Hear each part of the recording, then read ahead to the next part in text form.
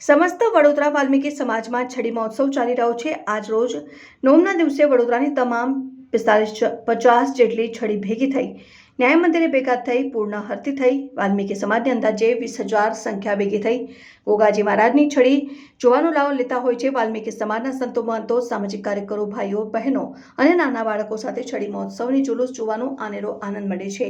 આ છડી મહોત્સવમાં જેડી સાહેબ ગોત્રી તેમજ ચંદ્રકાંત સોલંકી અને રોનકભાઈ હિરેન સોલંકી, જગદીશભાઈ સોલંકી ઉપસ્થિત રહ્યા હતા।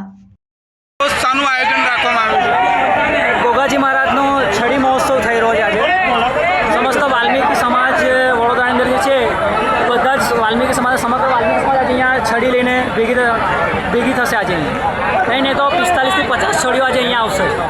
જે આમ ગોગાજી મહારાજ છે જેમનું મંદિર રાજસ્થાનમાં છે, લોકદેવતા જેવું છે ને કે ખાલી વાલ્મીકી સમાજ જ એમને પૂજે। સમગ્ર સનાતન ધર્મના બધા જ લોકો એમને પૂજે ત્યાં મંદિરે, ને એમનું આજે એક આ પ્રતિક અમે બનાવ્યું છે કે જે આજની અમારી થીમ છે ભોલેનાથ પર થીમ છે, સતી માતાવાળી।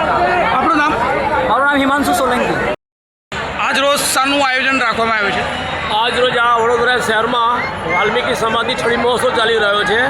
વડોદરાની લગભગ 50 છડીઓનું આજે અહીંયા ન્યાય મંદિર ખાતે પૂર્ણાતિથિનો આજે સમય છે એટલે લગભગ બધી છડીઓ આજે એકઠી અહીંયા થવાની છે। છેલ્લા વર્ષોથી 50-60 વર્ષોથી આ છડી મહોત્સવનું આયોજન વડોદરા ખાતે ચાલી રહ્યું છે।